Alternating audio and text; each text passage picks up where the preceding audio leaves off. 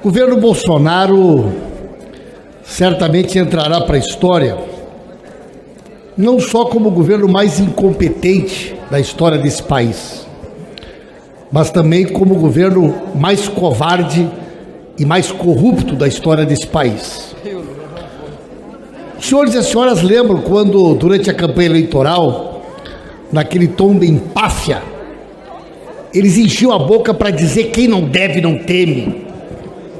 E naquele tom provocativo, ameaçavam a tudo e a todos com as suas determinações de investigações. Senhor presidente, esse governo é tão corrupto que o primeiro documento que tem 100 anos de sigilo é o coquetel da posse. A lista dos convidados do coquetel da posse tem 100 anos de sigilo. Todas as vezes que os pastores corruptos estiveram no Palácio do Planalto, 100 anos de sigilo. Os documentos que envolvem o inquérito administrativo do Pazuello, 100 anos de sigilo. Os crachás dos filhos Carlos Bolsonaro e Eduardo Bolsonaro, quantas vezes entraram no Palácio do Planalto, 100 anos de sigilo. O cartão de vacinação do presidente da República e dos familiares, 100 anos de sigilo. Os documentos relativos à matrícula da filha no Colégio Militar de Brasília, 100 anos de sigilo. Os documentos que embasaram os estudos da reforma administrativa, 100 anos de sigilo. Quantas vezes o advogado Assef e lobistas de armas entraram no Palácio do Planalto, 100 anos de sigilo. Os documentos relativos aos escândalos da compra das vacinas, 100 anos de sigilo. Documentos relativos à viagem à Rússia e à Hungria, 100 anos de sigilo. Documentos relativos ao Itamaraty, envolvendo negociações para libertar o médico bolsonarista preso no Egito, 100 anos de sigilo. Acesso à sala cofre do Enem, 100 anos de sigilo. E o governo também adotou uma conduta aonde os documentos trocados entre os ministérios e a CGU para embasar sanções e vetos devem ser tratados com sigilo de cliente e advogado e não são mais documentos públicos.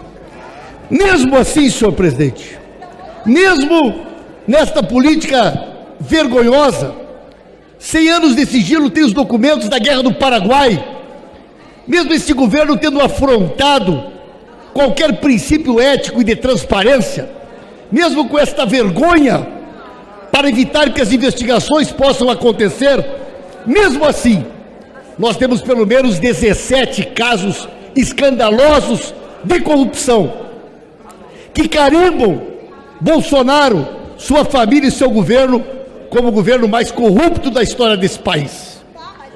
Começou antes da posse, com a investigação sobre o inexplicável patrimônio da família Bolsonaro, senhores deputados, que em poucos anos saltou de 1 milhão para 15 milhões de reais, sendo que esses 13 imóveis que surgiram do nada foram lançados com valores totalmente abaixo do mercado.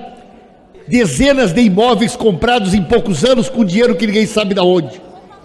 Antes da posse surgiu a rachadinha e o Queiroz.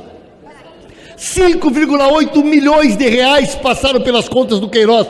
Boa parte do dinheiro depositado na conta da senhora Michele Bolsonaro, dos filhos do presidente.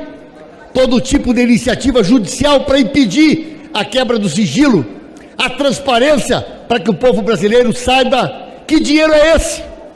Até a mãe e a mulher do capitão Adriano, líder do escritório do crime, da milícia do Rio de Janeiro, eram nomeados e passavam dinheiro para a conta do Queiroz, que abastecia as contas pessoais da família.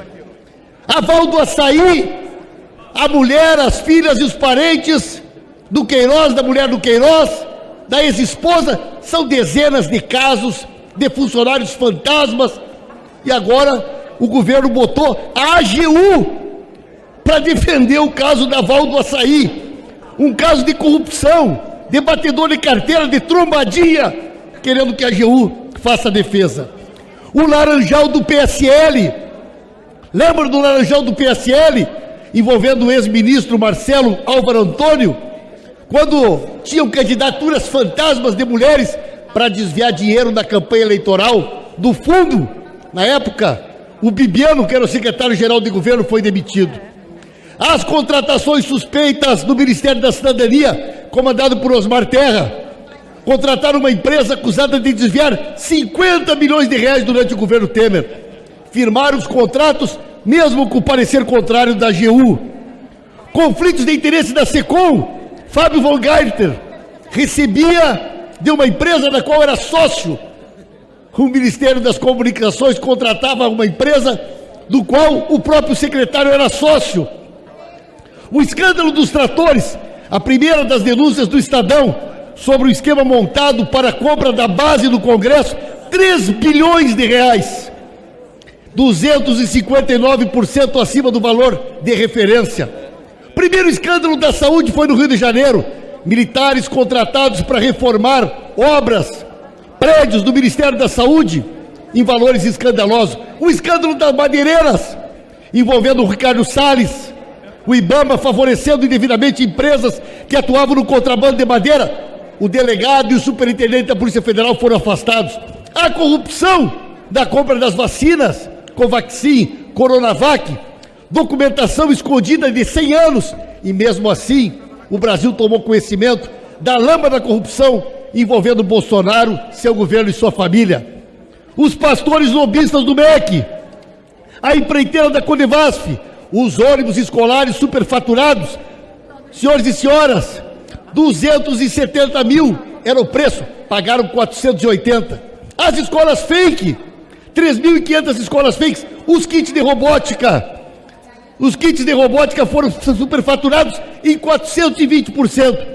A farra dos caminhões de lixo, tinha no orçamento para a compra de caminhões 24 milhões, aumentaram para 200 milhões. 532% de corrupção na compra dos caminhões de lixo. Os filhos do presidente, que compraram mansões, que enriqueceram à luz do dia com empréstimos de dinheiro público. Estão aqui as provas, senhor presidente.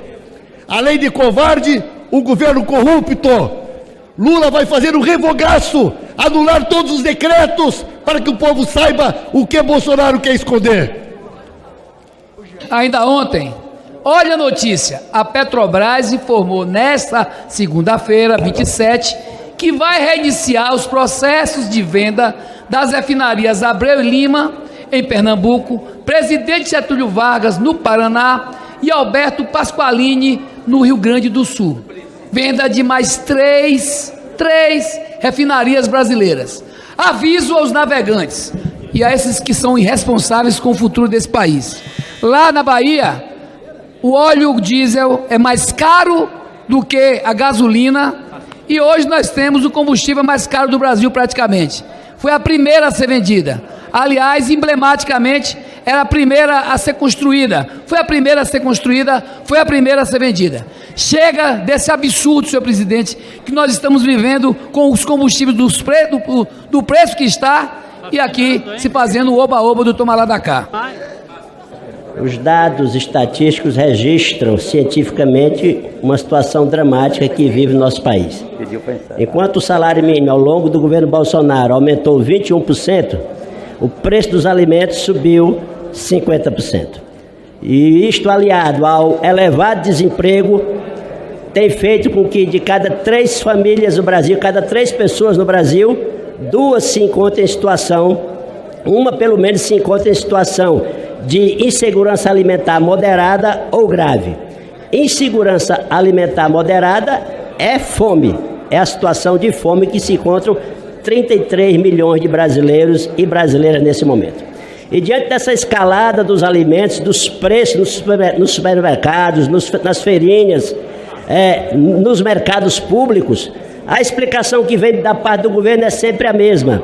É a guerra na Ucrânia, é a pandemia. Na verdade, a Ucrânia responde por uma pequena parte da produção de alimentos no mundo. O Brasil, sim, é um grande produtor de alimentos e continuou produzindo durante a pandemia, inclusive aumentando a produção. Então a explicação não está na pandemia, nem está na guerra da Ucrânia. Está na falta de uma política do governo federal, no sentido de apoiar a agricultura familiar com mais força. Nós aprovamos aqui 2 vezes a Lei Assis Carvalho de apoio à agricultura familiar e até agora ela não foi levada à execução. O problema, senhor presidente, está no sucateamento da Conab, que já não tem mais estoque reguladores para contrapor as pressões altistas do mercado em determinados momentos. O problema está no preço do diesel. O diesel no estado do Piauí e em muitos estados do Brasil, como acabamos de ver na fala do deputado Zé Neto, na Bahia também, mais caro do que a gasolina, influenciando negativamente toda a cadeia de preços, porque regula o diesel, é o fator preponderante no preço dos fretes do Brasil e, portanto, das mercadorias. Então, o que falta, o que está nos faltando é um governo que tenha credibilidade perante os agentes econômicos, um governo que tenha um planejamento capaz de dar tranquilidade aos produtores e aos trabalhadores, de apoiar a agricultura familiar para que a gente tenha mais alimentos à mesa dos brasileiros e brasileiras, senhor presidente. Peço que esse pronunciamento seja considerado nos meios de comunicação desta casa. Deputado Charles Fernandes, deputado Lincoln, que assume a presidência, senhoras e senhores deputados e deputadas. Deputado Joseildo, eu, como todos nós brasileiros, tenho acompanhado o noticiário, deputado Freixo, e verificado a falência da política econômica que Bolsonaro utilizou durante 3 anos e meio. 3 anos e meio, os combustíveis explodiram de preço, ele dolarizou os preços. 3 anos e meio, o desemprego cresceu. 3 anos e meio, a inflação escapou de controle.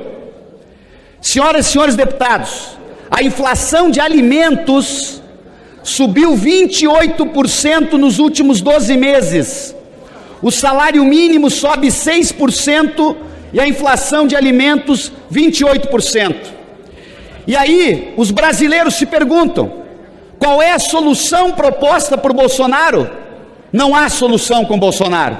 Porque, na verdade, o desespero de Bolsonaro faz com que, uma reunião atrás da outra, o que ele bola são medidas cosméticas, aquilo que eu preciso chamar com toda a extensão do significado, um conjunto de medidas, um pacote eleitoreiro para tentar enganar parte da população brasileira. Não vai enganar Bolsonaro. Respeite a inteligência da população brasileira. A população brasileira sabe, por ampla maioria, que tu estás governando há 3 anos e meio e a situação do Brasil piorou dia a dia durante este governo. Alguém imagina, os caminhoneiros imaginam que a solução para a explosão de preço do diesel, que custa mais do que a gasolina, deputada Alice Portugal, que a solução seria uma espécie de cupom pré-eleitoral para durar 3 meses. Os caminhoneiros precisam de outra política de preço de combustíveis na Petrobras. As 33 milhões de pessoas que estão passando fome, óbvio que eu voto a favor de aumentar o auxílio emergencial de 400 para 600, mas o que elas precisam é do retorno do Bolsa Família, com porta de entrada, com cadastro único, renda mínima, até que aquela pessoa consiga um emprego, com uma outra política econômica de crescimento, de geração de empregos. O governo Bolsonaro é o maior desastre da história deste país. É preciso mudar os rumos, presidente.